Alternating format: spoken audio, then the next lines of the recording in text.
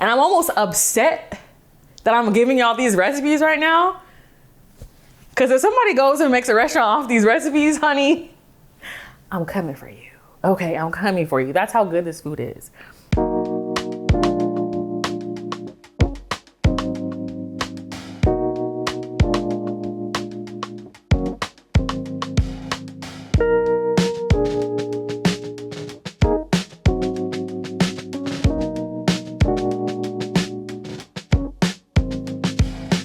What's up, everybody? Welcome back to another episode of Cooking with Tea. On today's episode, we're gonna be getting into Soul Food Sunday at Tea's. We got my buttermilk fried chicken, brown butter, honey cornbread, a little bit of collard greens with smoked turkey, and my dirty-ish rice. Recipes are gonna be down below in the deets, and let's get into it. So, a lot of moving parts going down on Soul Food Sunday. A lot of the prep can be done ahead of time. One thing that can get done ahead of time is obviously marinating your chicken. You wanna do this for as long as you possibly can. So for my buttermilk fried chicken, keyword buttermilk, I love using buttermilk and fried chicken. Not everybody does this, but it just makes for the perfect sweetness and moistness. And I think that buttermilk is such a key staple ingredient in Southern cuisine. Especially down south, we had to think of ways to preserve our milk because, you know, we obviously lived in scarcity. So buttermilk is one of the things that could hold for a really long time, longer than regular whole milk. That being said, buttermilk on my fried chicken, always.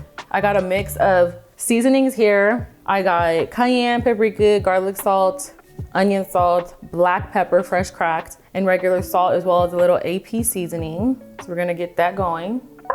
I also like to add mustard into my fried chicken batter, as well as my dredge. So I use yellow mustard in my marinade, and then I use dry mustard in my dredge.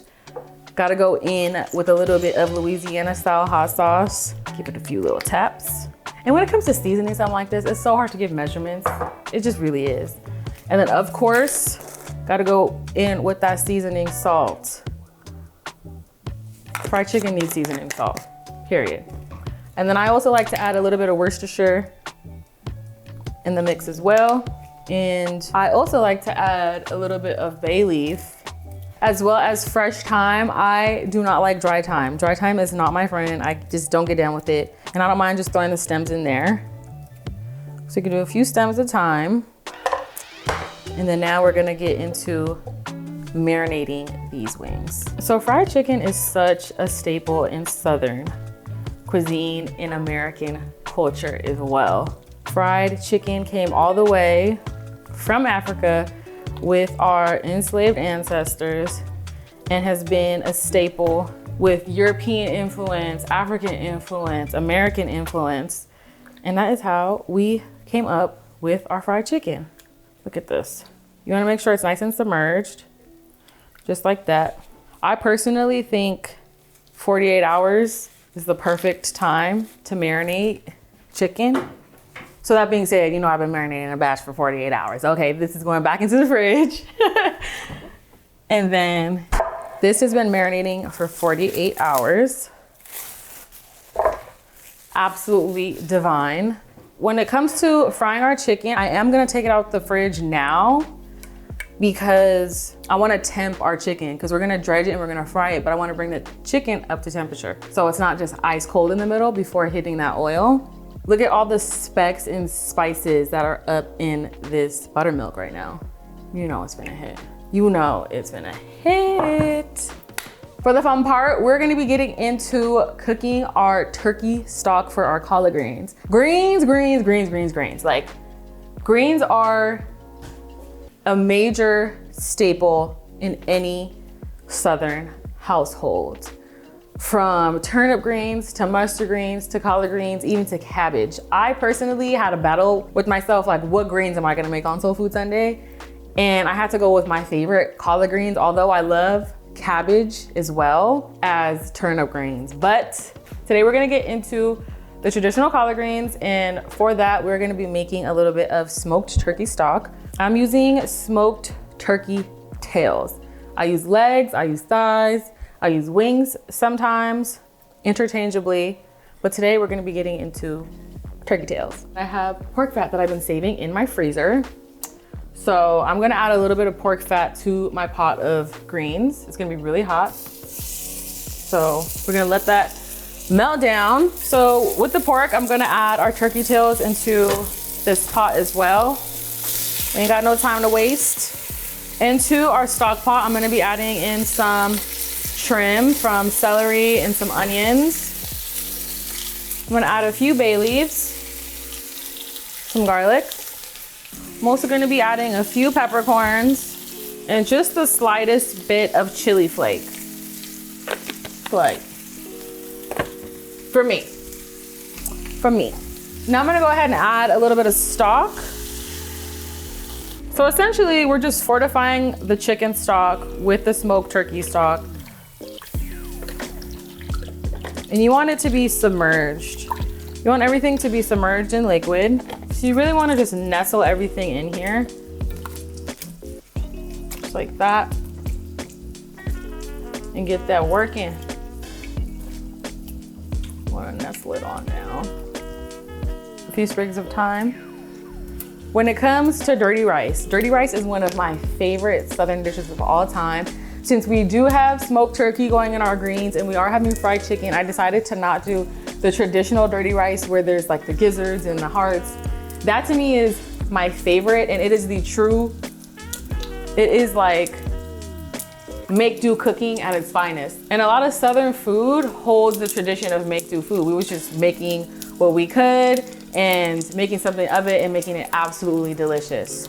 So when it comes to dirty rice, it is the epitome of that. But this time around, I'm gonna be doing red beans for my dirty rice. So I'm gonna be adding some red beans. These are red beans, y'all.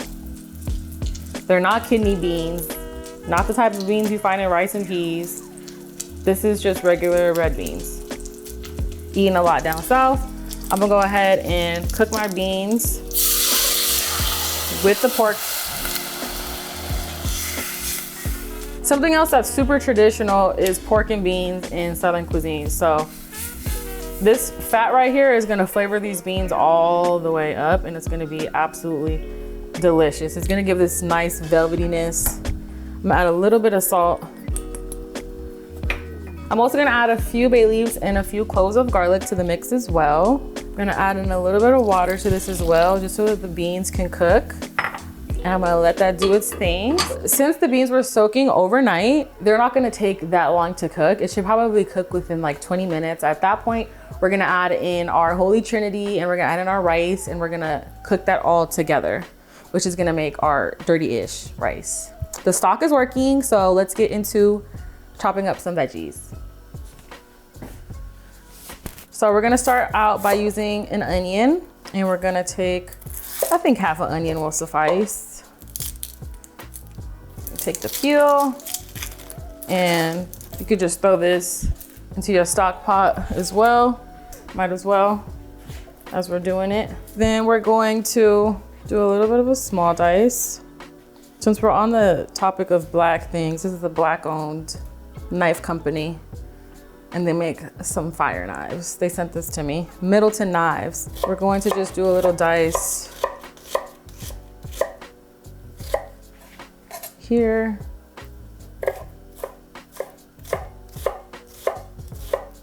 Just like butter, literally. The Holy Trinity, if you didn't know, I use it a lot in my channel. I use it a lot in my day-to-day.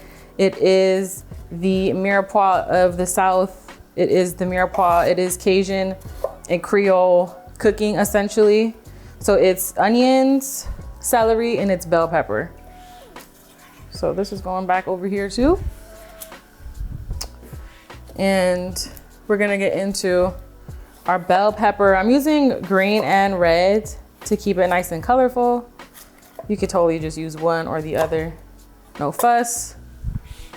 Bell pepper trim going into the stock as well. I used to make a really good dirty rice for my family all the time. Sometimes I like doing ground turkey dirty rice. Dirty rice is the perfect comforting dish to me.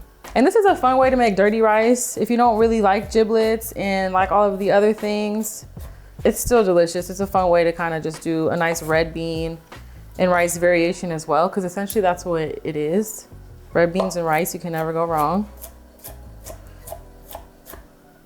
I think I'm gonna do half a red and half a green, and that'll be okay with me.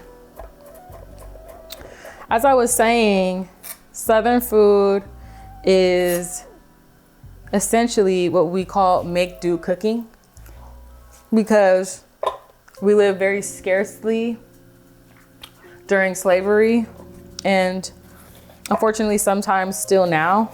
And it was just a way to get something on the table, but it was the soul that went into those dishes and the innovation and the creativity of making do with what we had. And dirty rice is essentially just gizzards and giblets and the parts of the chicken or pig that nobody wanted to eat. They cooked that down with a little bit of mirepoix, some seasoning known as what we know now as Cajun spice, and threw it all in a pot, cooked it down, and that's how you made dirty rice. Dirty rice is so good. Comment down below if y'all have had it before. Nothing like a good old soul food Sunday. Do you think soul foods are often spicy because us white people are so freaking weak and don't like spicy food back then, and so that's all that was left over was No, I think, so what happened, this is actually a really good question. The reason that we so heavily season things down south and why food is so often like what we call salty, like Southern food is just salty, is because during slavery, we had to learn to preserve meats because we would get the stuff that was bad. And we would overly season it to kind of mask out the funk and, you know, the rotten, funky stuff that was going on with the meat. And that's why like we are the pioneers of make do cooking. I think African Americans are the pioneers of make do cooking and just American food in general. We did that. I'm sorry. We're taking credit. We're done. We're taking credit for all of it. The first real chef, his owner sent him to work in Europe, and he learned things like Mornay sauces and bechamels and like cheese sauces, and he comes back to America and makes mac and cheese. So the founder of mac and cheese was a slave, if y'all didn't know that. That's why I say American cooking is built on Black folks' back. I think most American dishes are that way. We're gonna go ahead and set this aside because this is what is gonna go into our dirty rice. And then I'm gonna go ahead and chop up some garlic. This is going in our dirty rice as well. I think my favorite part about, well, my favorite dish on a soul food Sunday has to be the like cornbread green combo. Like the cornbread on top of the greens, the green gravy and the juices coming off the greens, soaking in there.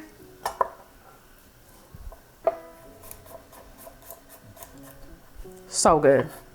Fried chicken was also like a very celebratory dish too, back in the day. And it became super popular and known all over in America. It's so funny. I think like when people think of Black folks, they think like for food, that's the first thing they think of is fried chicken. Like actually. I'm gonna throw this into our stock as well, actually. Boom. And then we got garlic going down. I'm gonna put this bell pepper trim into our stock. Boom, boom, boom, boom. This is how you build flavors. This is how you get it popping. Okay? This stock is finna hit. That's how you get it poppin', Tin. Okay. All right, y'all, so we got our collard greens. I personally love collard greens. Comment down below what your favorite style of greens are, whether that's mustard, turnip, cabbage. Mine preferably is collard greens. So my greens have been washed, and I just like to cut the stem out like this. I really can't believe that I haven't done a collard green recipe on Cookin with Tea before. Oh, this is so exciting for me. Like, we getting down to it now. So after I bunch these all up like this, then we're gonna roll them. And I like to cut them like this.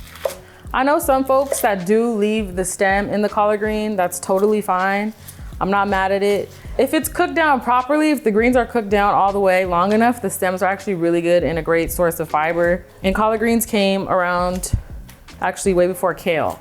And kale is collard greens' new cousin. I think the importance of cooking greens in a well-rounded stock is a major key. Essentially, the sauce that is in the pot of greens is known as pot liquor. And that was used to nourish slaves back in the day. Because like I said, we are the pioneers of make do cooking, okay? And the sauce is like where it's at for me. That pot liquor is where it's at for me. And we're making such a great pot liquor already. It's down to the stock. It's all about building flavors. It's all in the stock. And it smells so good. I already smell the smokiness. This is finna hit. This is finna hit. Love it here.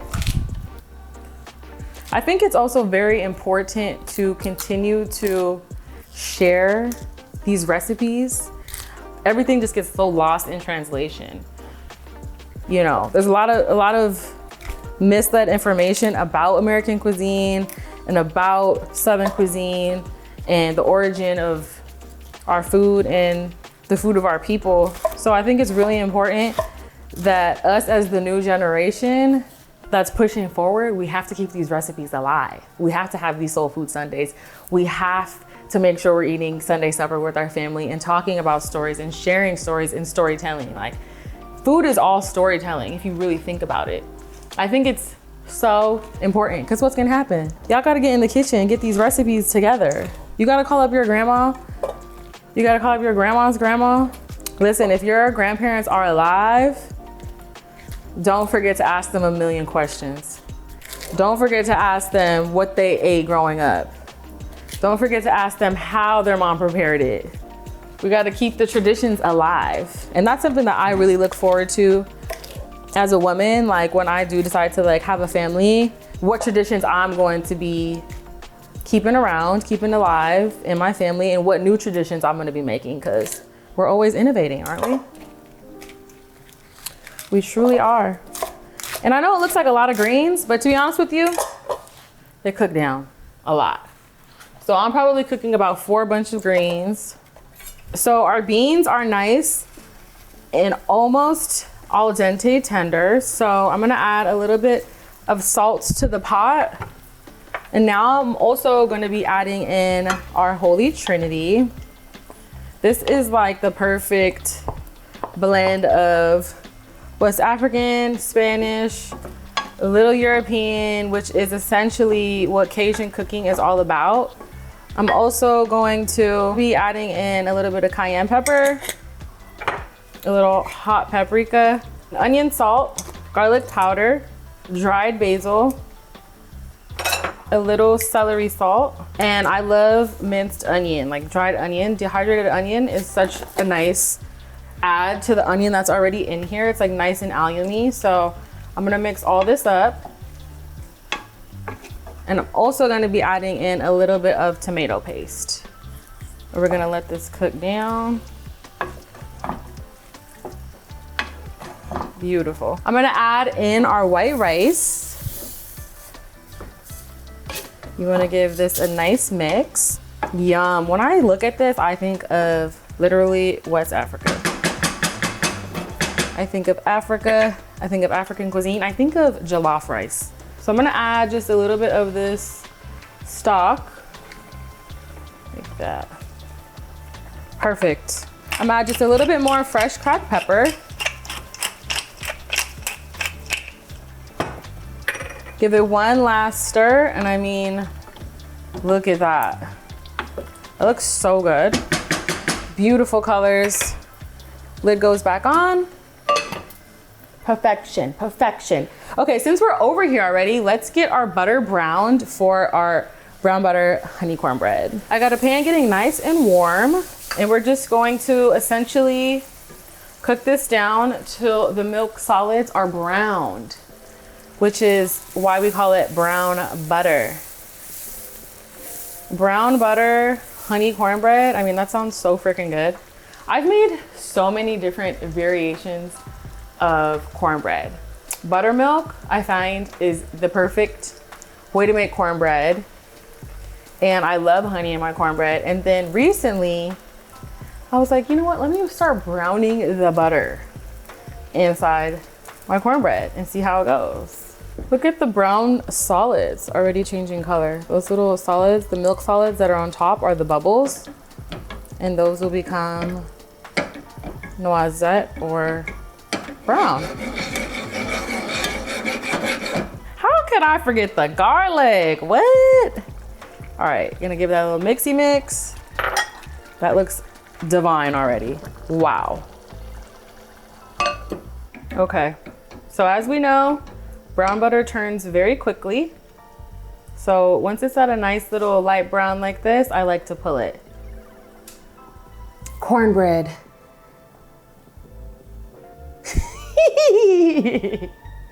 Cornbread, that's it, just cornbread, underline, exclamation point.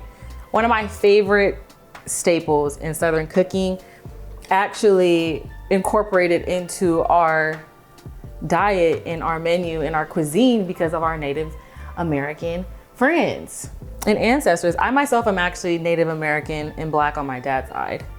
A lot of African Americans actually do have some Native roots. So that being said, let's add these roots up in this cornbread. So I'm gonna do a little bit of cornmeal, and I'm gonna do a little bit of AP flour. I like to do a 1-to-1 on this side. And then in goes my sugar. I do 2 sugars. I do a white sugar and I do a brown sugar. And we're gonna give this a little mixy mix. Then I'm going to add in my baking powder and my salt.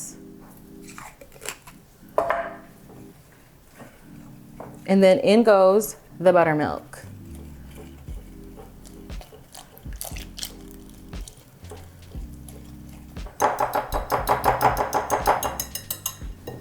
I'm gonna crack in 1 egg, the yolk on that egg, only the good stuff. And then I'm gonna add in our brown butter. You wanna pull the brown butter just before you think it's done because it can turn to burnt butter very quickly. Because it's continuing to do the carryover cooking. And when you make brown butter, you wanna make sure you're grabbing all those last little brown bits. I'm gonna crack that egg, give it a little mix. Careful to not over mix because we did just add some hot butter in here. You don't want to splash and burn yourself.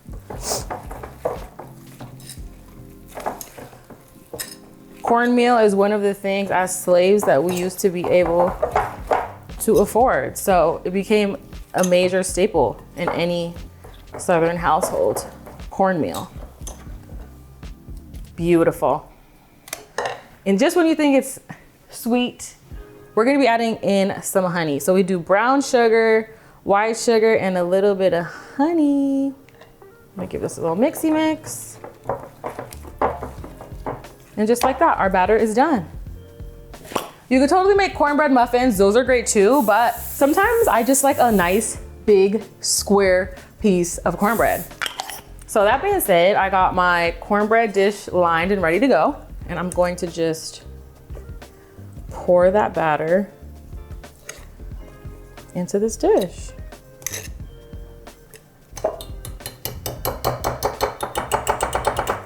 I have my oven preheated at 400 degrees now.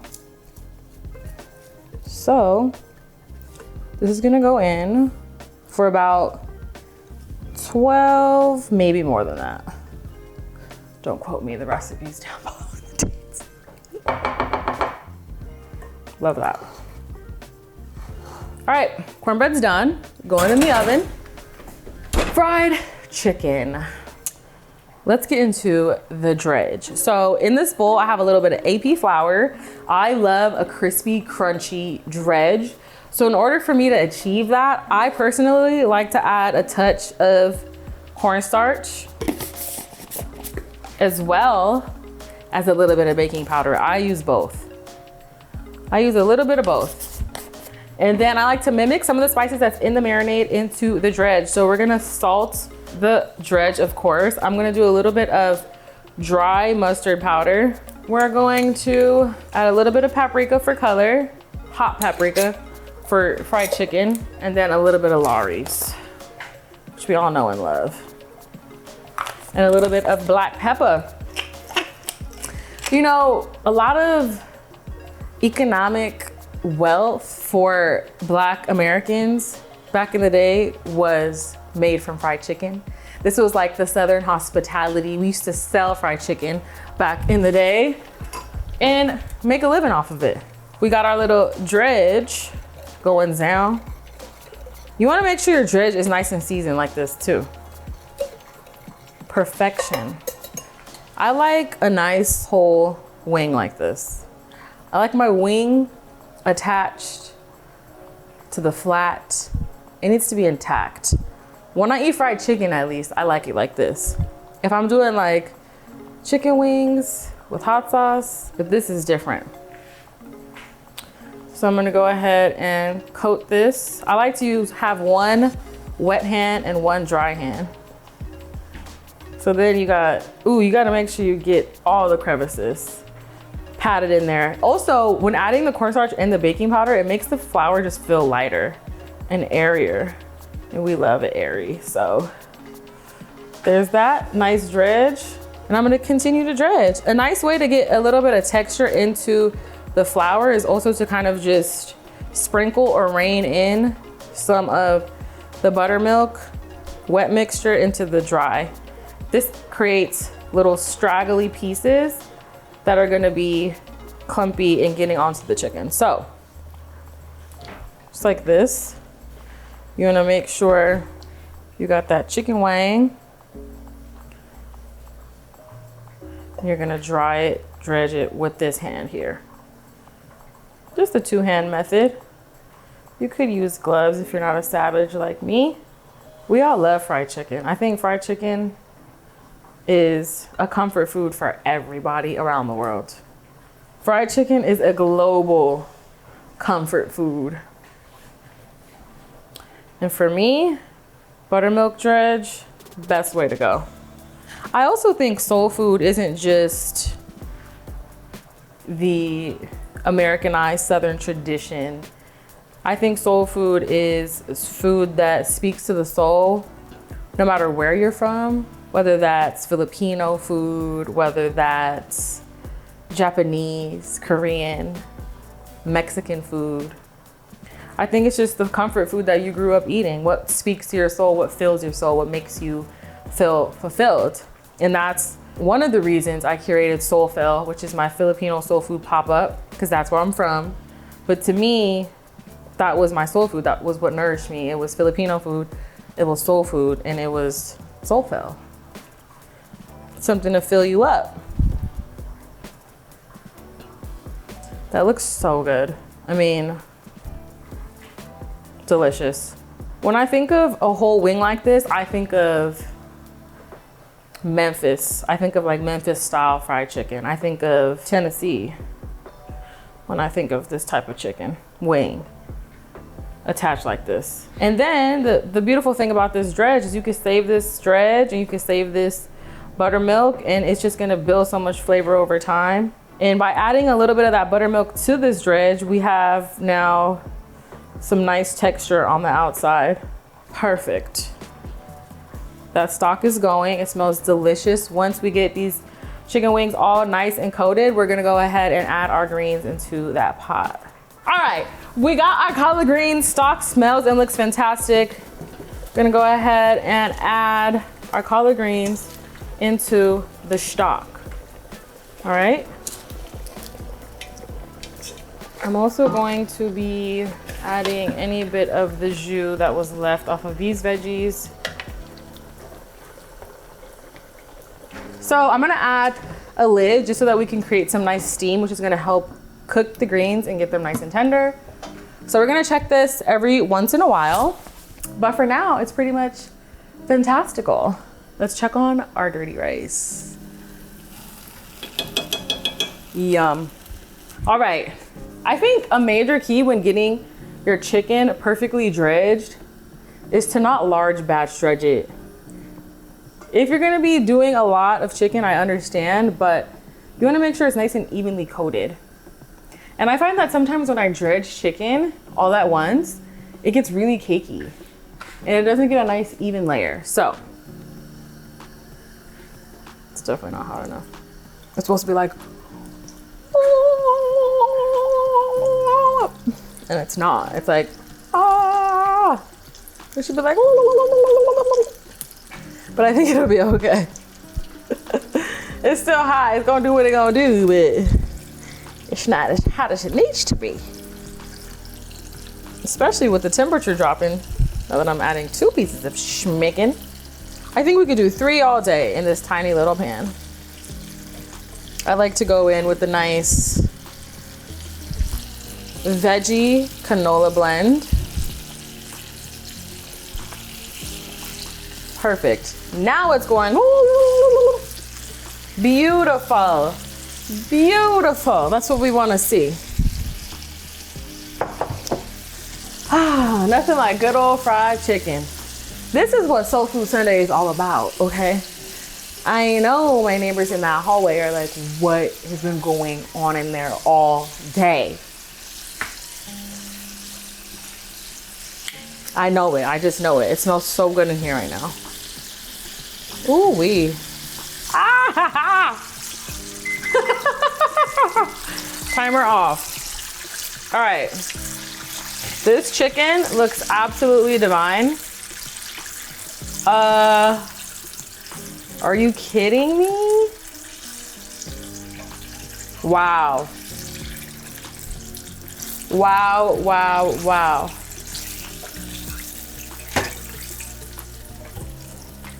Yeah. Salt always fresh out the fryer. Always. Let's go in with the last bit of round. And then of course, right before I fry it, I like to just add a little bit of flour again as it's been sitting. Did y'all know in the Jim Crow era, Black entrepreneurs were selling fried chicken, and this is what helped create wealth in the economy. Fried chicken. I think that's why when people think of soul food, the first thing they think of is fried chicken is because it's so iconic and there's so much deep-rooted history in it. And not only that, but it's freaking delicious. Okay. And I feel like every country has their delicious version of fried chicken. Y'all know in the Philippines, we got a very popular fried chicken joint called Jollibee. And apparently some Black folks say it's one of the best fast food fried chicken spots. I don't know if I can vouch for that. Actually, don't put that in there. As a Filipino woman, they'll banish me. They'll banish me. All right, y'all, fried chicken is almost done. Cornbread is done. So yeah, fantastic. Wow, that's my piece of chicken. Everybody else, that is my piece of chicken. It's always the last few, but that one right there, I just know it's gonna be the one. Wow, y'all. Oh, I just almost dropped it. The fried chicken is ready to go. I mean, it looks absolutely beautiful. We got our brown butter honey cornbread. I like to add a little bit of honey butter to the mix as well. I have some softened butter and a few tablespoons of honey in this bowl. I'm also gonna be adding a pinch of salt. This is the trick. This is the major key. And then we're gonna be adding this right on top and letting it just melt and get in the crevices. I'm salivating looking at this cornbread right now because absolutely. And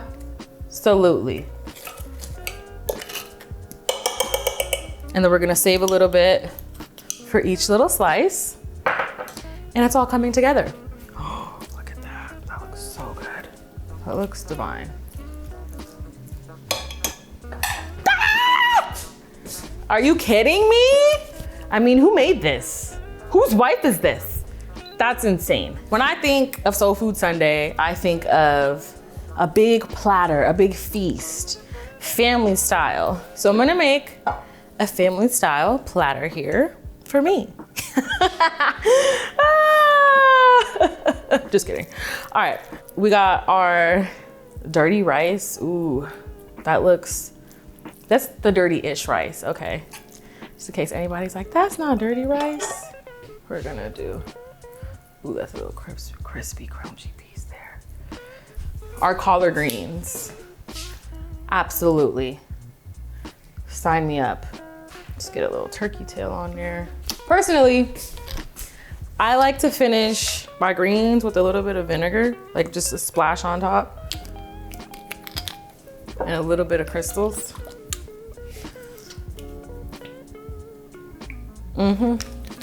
Exactly. Next, we're gonna get into our fried chicken. Is that not the fried chicken of your dreams?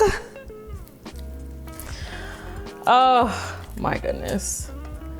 Now, let's cut into this cornbread. I go for the middle piece because I want some crunch from the outside, but I want it to be decadent and luscious in the middle.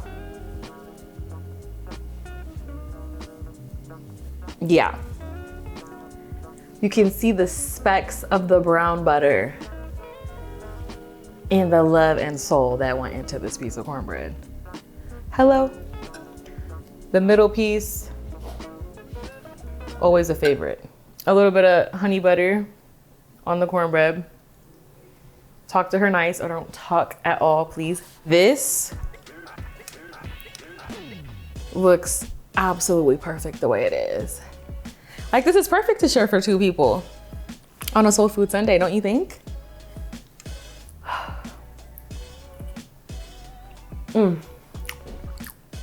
The flavor on that is spectacular. There's so many spices. It's screaming Cajun. It's screaming Creole cuisine. Collard green meat, a little pork fat in there. This is the type of plate that's gonna give you the itis. Cornbread. Oh my God.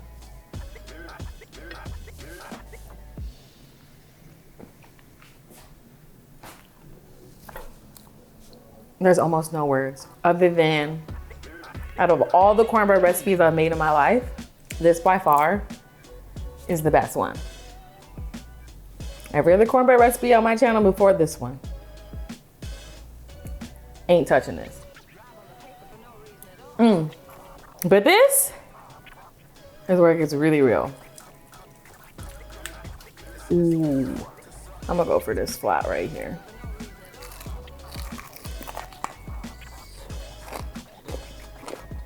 Why is this the best fried chicken recipe out there on the internet right now? The mustard is going insane. The crunch, the flavor, the buttermilk soak. I got juices dripping down my fingers. This is how juicy this chicken is. I feel almost embarrassed to eat this in front of y'all. I feel almost embarrassed because I'm about to tear this wing up from the back to the front. Like, the bones is gonna be in my mouth in 2 seconds. So flavorful, so juicy. It's like hearty, but it's delicate. The crisp is perfect. I really don't even know who just cooked this. Like, I can't even, like, I'm shook that I just made this. I feel like somebody's grandmother made this. And I feel like I was literally possessed. I was literally possessed by my ancestors. Like, I feel the love and soul in this food. I really do. My great-great-grandmother from Alabama was actually one of the best cooks in Mobile, Alabama. And I really feel that that was really passed down. Like, I have that torch. And I'm almost upset that I'm giving y'all these recipes right now. Because if somebody goes and makes a restaurant off these recipes, honey, I'm coming for you. Okay, I'm coming for you. That's how good this food is. I want to say this by far is probably the best recipes on my channel. That's just that. I'm really proud of this. I hope you guys enjoy the recipes down below in the deets. And if you do decide to make any of these recipes, make sure to hashtag cooking with tea and tag me at Chef Tiana G on IG.